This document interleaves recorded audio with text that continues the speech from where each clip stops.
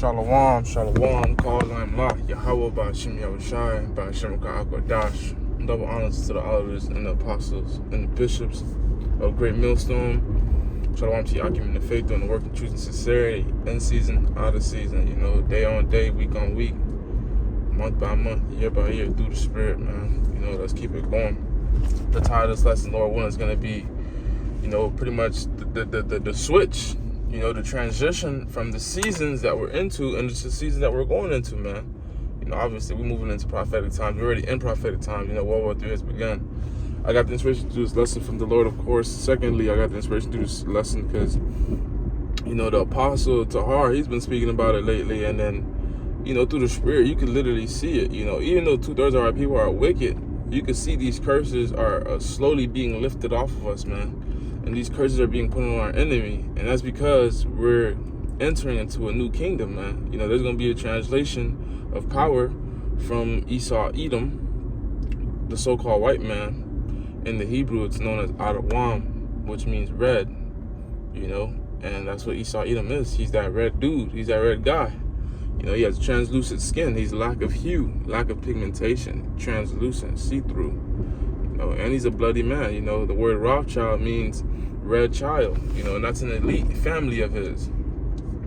But getting into the point of the lesson, we're going from Esau's kingdom, which is mad wicked, like it speaks about in Proverbs chapter 28, verse 28, Proverbs chapter 29, verse 2. When the wicked rise, the righteous hide themselves. That's Esau Edom, man. And we're coming into Yahushai, his kingdom, the nation of Israel's kingdom, by default, because that's Yahushai's people. That's who Yahushai, loves. That's who repentance is for Yasharallah, So that's who's going to be in power next, man. And our people, we've came a long way, man, from hardcore bondage. And our people are still, through, man. Our people are clueless and they're ignorant, We're not in hardcore bondage, but you best believe that, we still under these curses, man. We still in a downtrodden state. We're still, most of our people are Sodom's children, So we still, our righteousness are still as 50 rags. But if you could receive it, we're no longer in hardcore bondage. Yeah, we still in captivity, but Jake is able to make some more money now. The elders speak about pretty much these athletes and these celebrities. Yeah, they sell out, but you got a lot of Jakes that's making legit money. You got real estate Jakes. You got Jakes that are attorneys. You got Jakes that are in offices and governors. Damn. Lord willing, I was recording this whole time. Jake are in high positions of authority and rulership in this society, And we're gonna open up with the book of Deuteronomy chapter 30. Usually we go to 28 to prove our people who they are, and we know what 28 speaks about, man. 28 speaks about pretty much an agreement. And Moses being the mediator, talking, to Yasharallah, letting them know pretty much, if you do good, a lot of good's gonna come up on you, and if you do bad, a lot of bad's gonna come up on you. And the Lord explicitly and Moses explicitly, laid out those laws of what would happen, whether if we did right or wrong, man. And we could vividly see that we went wrong, man, because our people are messed up in every way.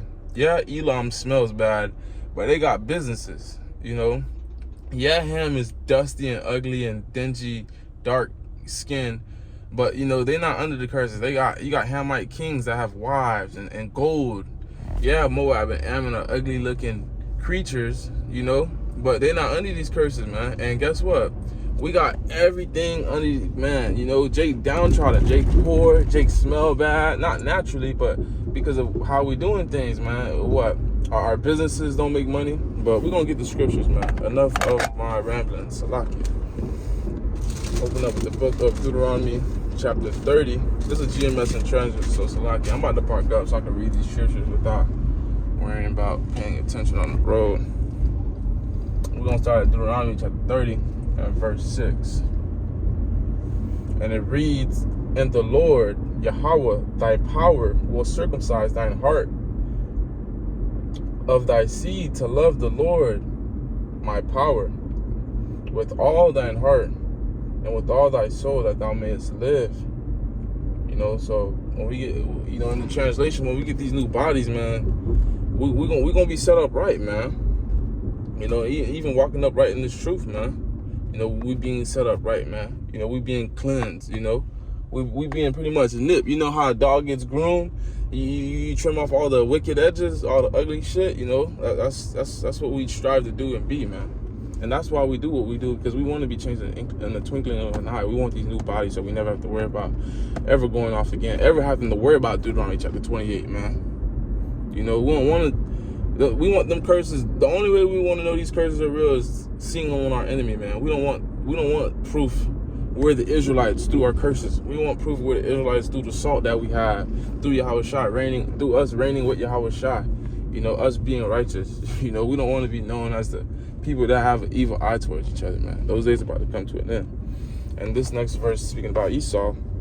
And the Lord thy power will put all these curses, and these are all the heathens, really. But, Esau, Edom being, our enemy number one. Let me park up. And the Lord will put all these curses upon thine enemies and upon them that hate thee, which persecuted thee. And that's what happened here, man. That's what happened in both of our captivities, man. All of our captivities. We were persecuted. We weren't just made kings and treated righteously. Verse 8, thou shalt return and obey the voice of the Lord and do all his commandments which I command thee this day. So you seeing Esau Edom lose his mind, man. Esau Edom is losing power, man. Esau Edom is fighting Esau Edom, man. The Egyptians against the Egyptians, man. These heathens versus these heathens. Back in the day, they had an alliance. They were a lot stronger. They were all about just messing up Jake, but now they got their own internal problems, man. And Jake is waking up. More so, not Jake, but the elect of Jake, man. The house of David is waxing mightier, man. That's the only thing that's increasing his value in this time. Really, it's what do they say? You can't put a price on this, really. It's what's the priceless, But at the end of the day, if you can receive what I'm saying, this is going up in value while everything else in the world is losing value, Nobody worry about no damn plantation Christianity unless you a damn dog. Unless you, got the devil on you. And, all these things are spoken about throughout the Bible, man. Malachi 1. We're going to grab that real quick.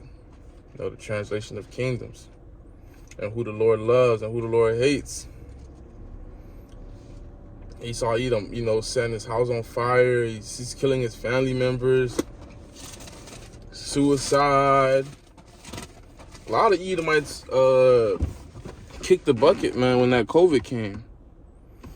Malachi 1 and 3. And I hated Esau and laid his mountains and his heritage waste for dragons of wilderness. So this place is waxing worse, man. This place is getting ready to be a desert for scorpions, for satyrs, for owls, for any desert-like creature that the Lord engineered to live in those conditions. They're all going to dwell here, man.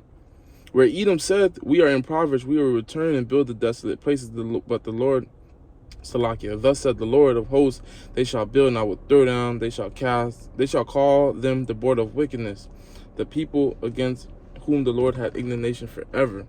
And indignation is righteous anger, man. So the Lord has the right to be angry with this nation, man, forever.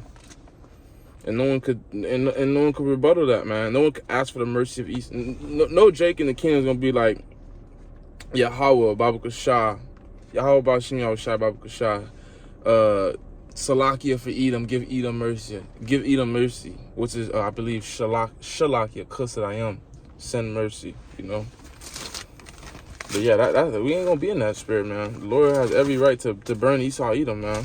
I couldn't even think of a plan that good to have his house laid for stubble. That's amazing.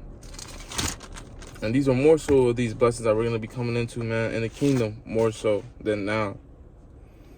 Hebrews chapter 8. I'm gonna go straight to the point. Verse 10. I'll start at verse 8, Salakia. For finding fault with them, he said, behold, the days come, what saith the Lord, where I will make a new covenant with the house of Israel, with the house of Judah, So you got the southern kingdom and the northern kingdom. Now, according to the covenant that I made with their fathers in the day when I took them by the hand to lead them out of Egypt, because they continued not in my covenant, and I regarded them not, saith the Lord. For this is the covenant that I will make with the house of Israel after those days, saith the Lord. I will put my laws into their minds and write there in their hearts. And I will be to them a power, and they shall be to me a people. Now, do our people, even 2/3 of our people, have, inkling of the Most High? Yes, because, Romans chapter 10, verse 2 tells you that. My people, let me grab that real quick. Let me make my point before I go on ramble and lose focus. Bear with me, Baba Shah. Let me back up what I'm trying to say first.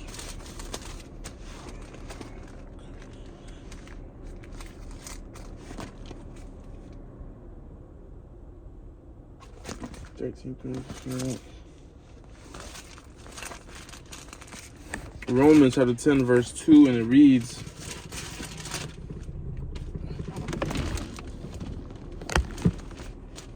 chapter 10, verse 2. Damn, where is this? For I bear them record that they have the zeal of the Most High, but not according to knowledge. So our people are spiritual, yeah, but they don't got the 100% truth. So that going to show you we're not in the new covenant, because the elect have the 100% truth. The elect of who the Lord is dealing with. And GMS especially, and then all the elect in those other camps are gonna get plucked out and put amongst the actual elect. Because those other camps, they take bags and they follow the lust of their flesh, man. And which ain't right.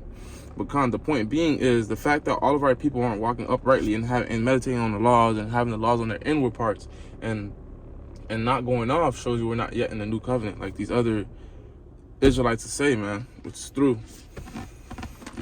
Let's get some more translation of power, man. Pretty much, because that's what's going on, man. Our people don't. Let's believe it, man. I ain't pleading for 2/3. 2/3 is finna die, But long story short, besides 2/3 about to die, these curses are being lifted up off of Israel.